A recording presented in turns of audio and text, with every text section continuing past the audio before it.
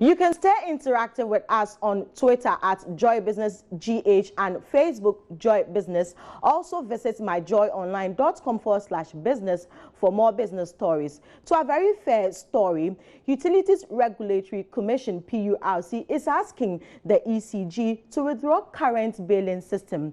The PURC is giving ECG 10 days to get an expert to interrogate the billing software to address anomalies. We spoke earlier to the Director for Public Affairs and External Relations at PURC, Nanaya Jantoa.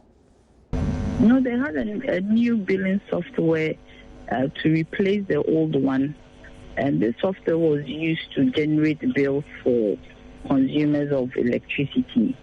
And when they replaced this, we realized that there has been some anomalies with the billing, that there are times when we interrogated most of the bills, the people were being billed over the 28-day billing cycle. The normal billing cycle is 28 days according to law LI 1816. They were billing consumers 43 days. And when you bill somebody over the normal billing cycle, because of the structure of the tariff, then you move the person into another tariff bracket. Then it means that the person is being charged more than the normal consumption. There were issues we also saw where a customer was disconnected and the customer was being given bills over a period of 6 months based on the debt that he owed, but not on the actual consumption. So these are some of the anomalies that has brought about the overbilling that is going on. So beyond the withdrawal of the new billing software by the ECG, what happens to those who falling prey to this, the overbilling? We have asked them to do a rebilling. We asked them to go back. If you look at our press statement, there are things we've asked them to do. So we have asked them to suspend the billing software until these things are done, so that whoever has fallen prey, who has fallen into this category of overbilling, they have to do a rebilling. And so that if they do a rebilling, then it means that you'll be giving your actual bill, and if there are any refunds to be done, they also do it. Like they did with the retrospective bill. If you remember, when we did the tariff, there was some form of retrospective billing.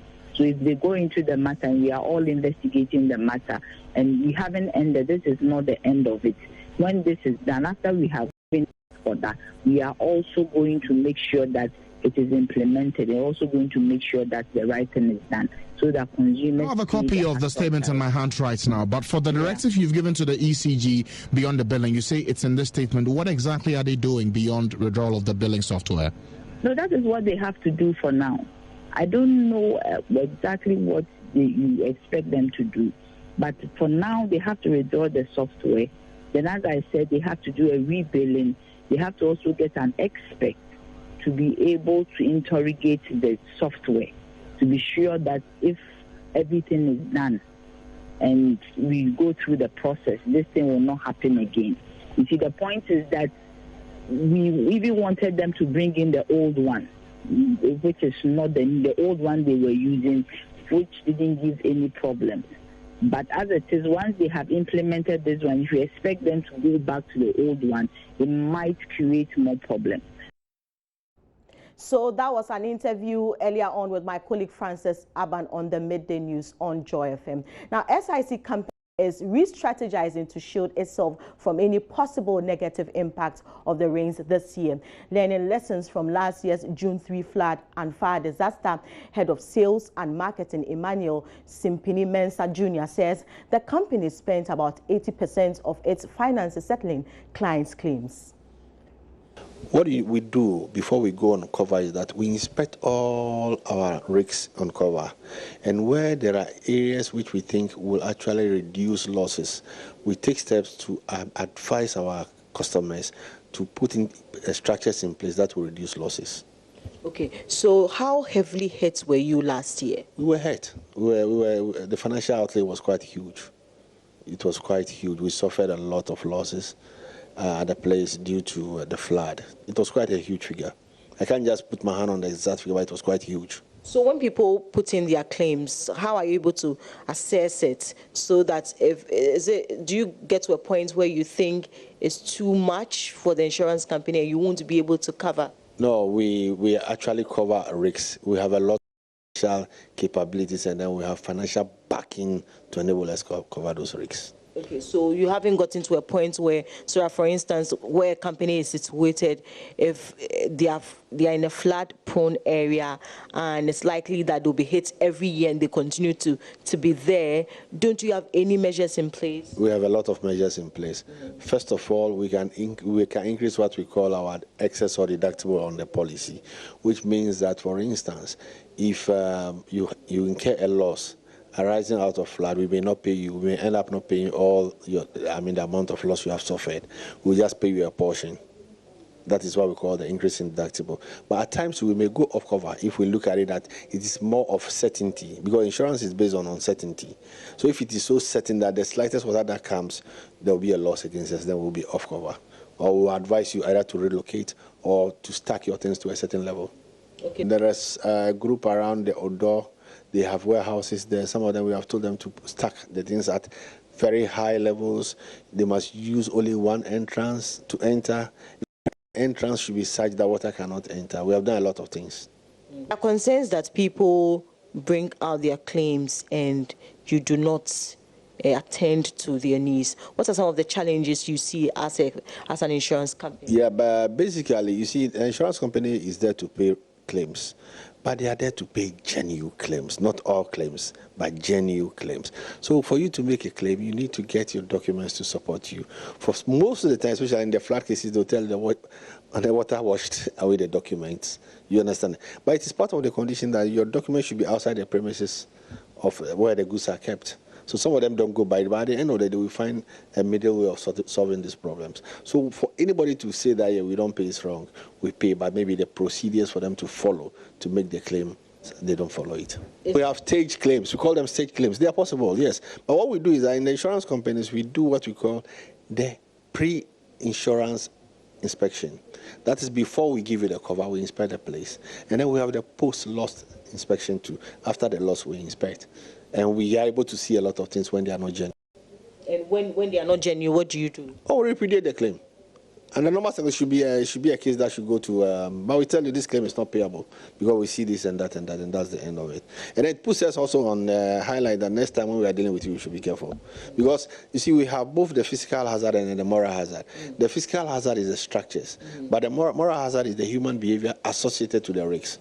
So that is what, when people are doing these dubious things, we watch on. So when my office is situated around a flood-prone area, do you take a second thought before you help me, you insure me? Yes, we do. We do.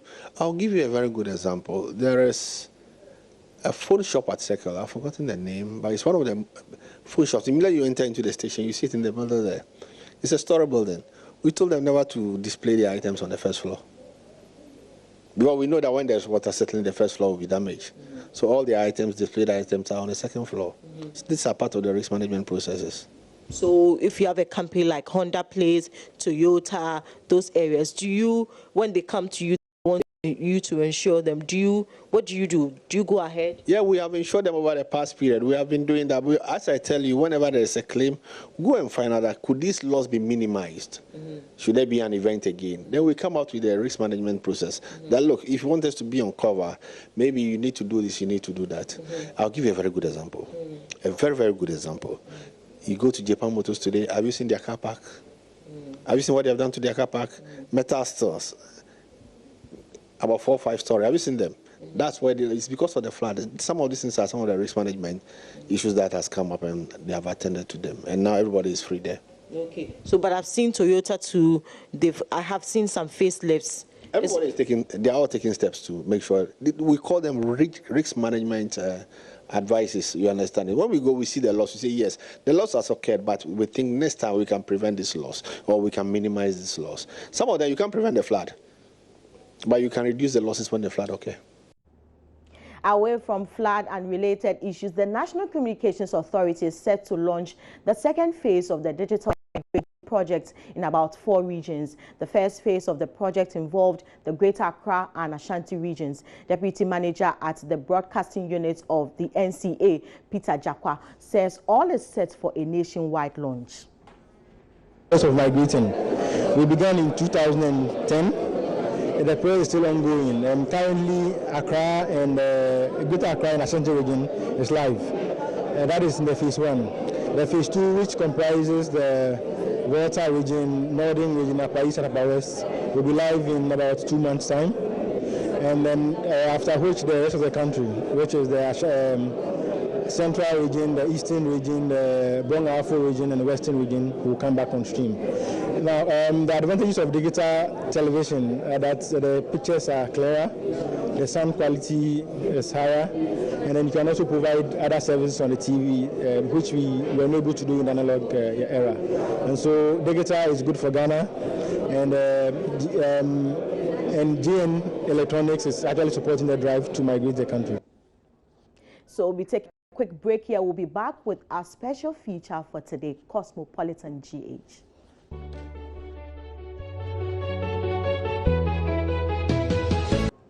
So on our special feature for today, Cosmopolitan GH. On Cosmopolitan GH today, we throw the spotlight on the airport city, home to some major architectural designs and housing some major businesses.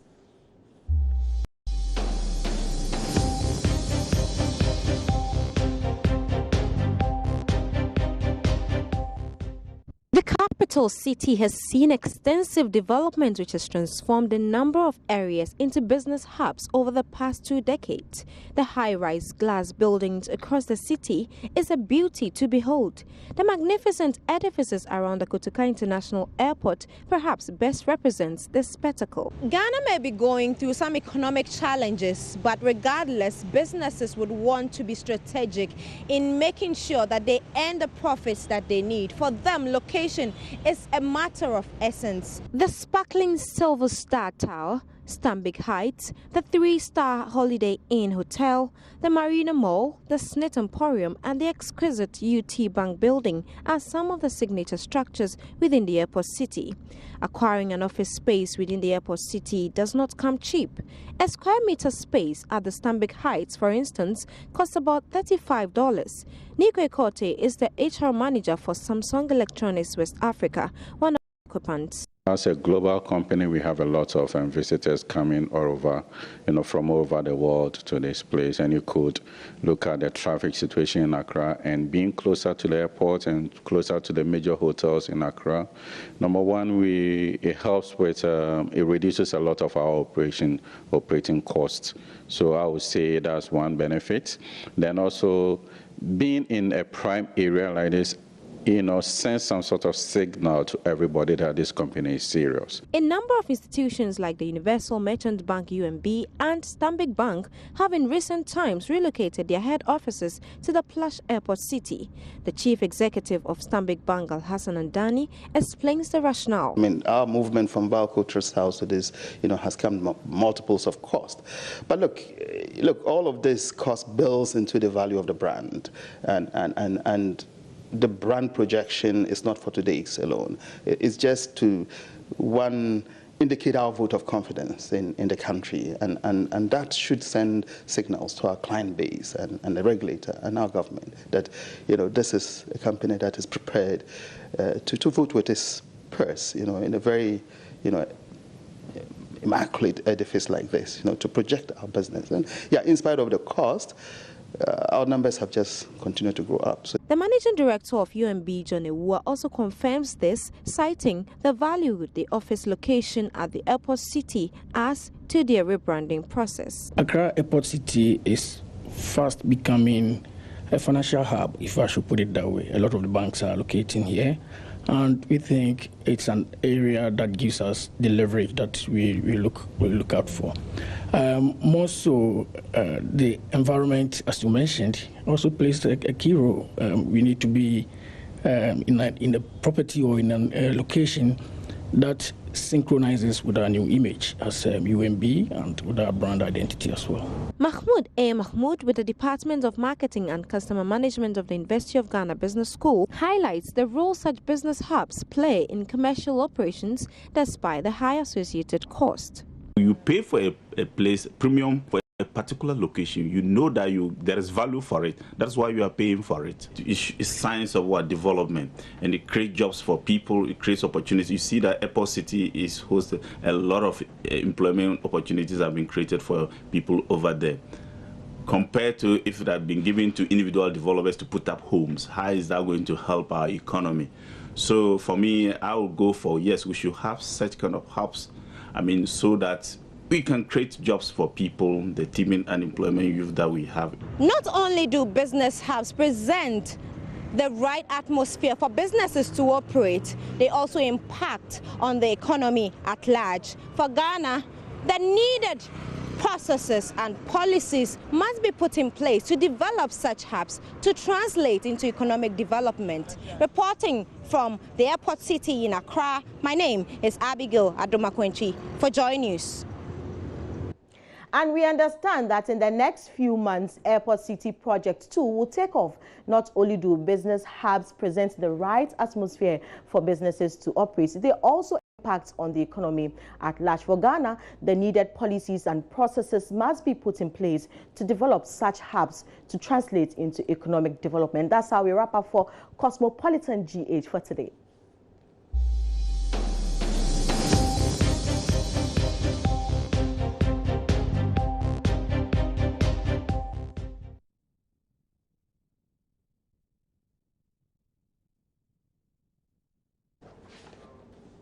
Crisis management has become central to many businesses as they seek to ensure their operations and corporate objectives are achieved amidst the changing business landscape. According to the Chief Executive Officer of the Magna Carta, Vincent Magwenya, rapid information flow and consumption have put pressure on brands to have an effective crisis management strategy to ensure sustainability. He spoke to Sarah Josu during a workshop to sensitize corporate bodies on reputation management and crisis response infrastructure.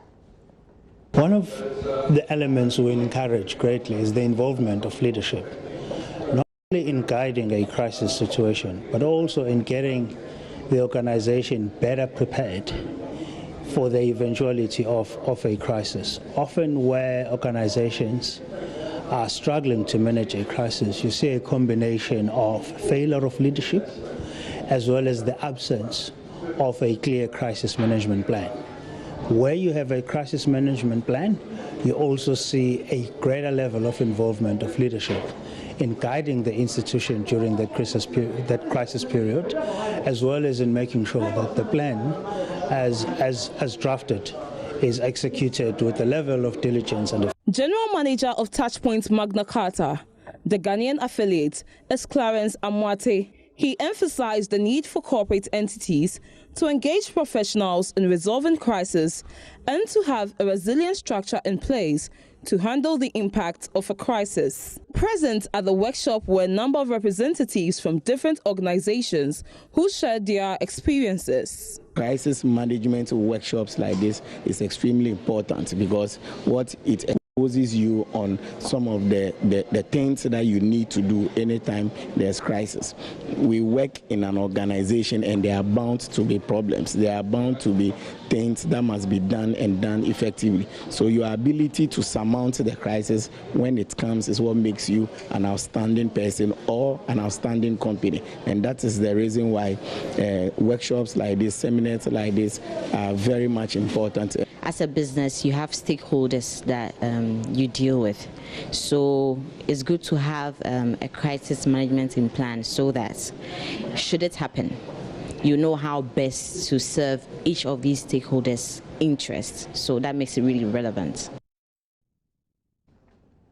With so many campaigns offering freebies on a wide range of services for customers, how satisfied are you really with promises of free services by your telecom service provider?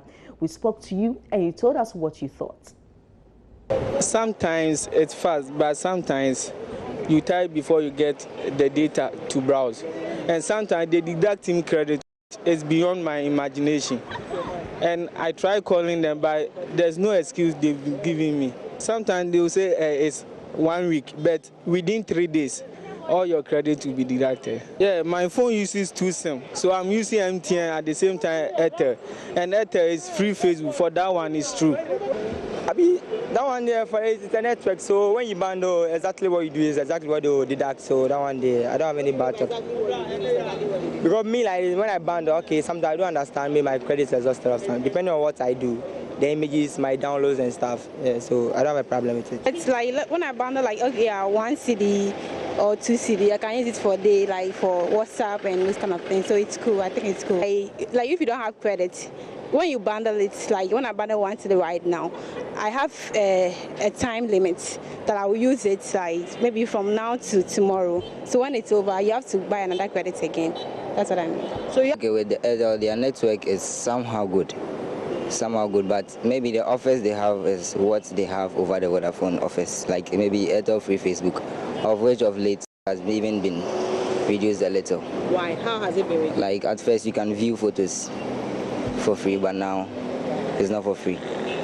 And then with the Vodafone, their X offers is so nice.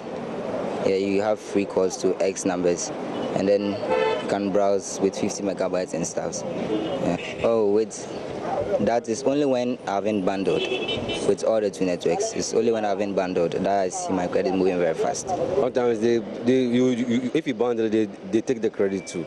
Yeah. Why do you say if you bundle, they take the credit? If you bundle, you can always use it for a long while. Sometimes they say 2 weeks, it doesn't last for 2 weeks, maybe a week. And it depends on the amount that you bundle. The last time they promised that they will give free bundles and all of that, they never did.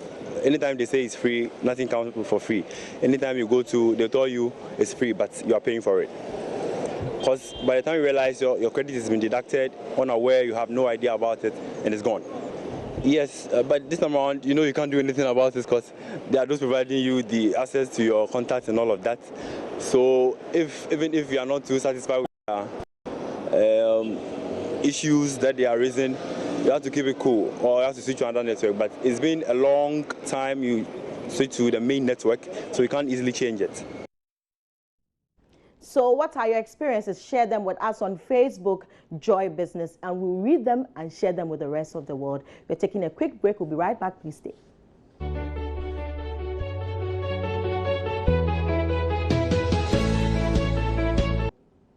And to some stories, French finance officials have raided the Paris offices of U.S. internet giant Google as part of a tax fraud investigation. Reports say about police sources confirmed the raid. Google said, "We comply with French law and are cooperating fully with the authorities to answer their questions." Google is accused of owing 1.6 billion euros in unpaid taxes.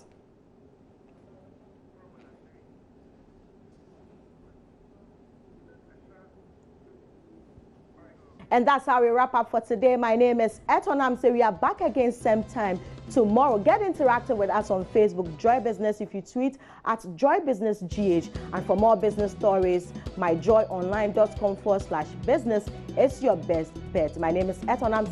Many thanks for your time.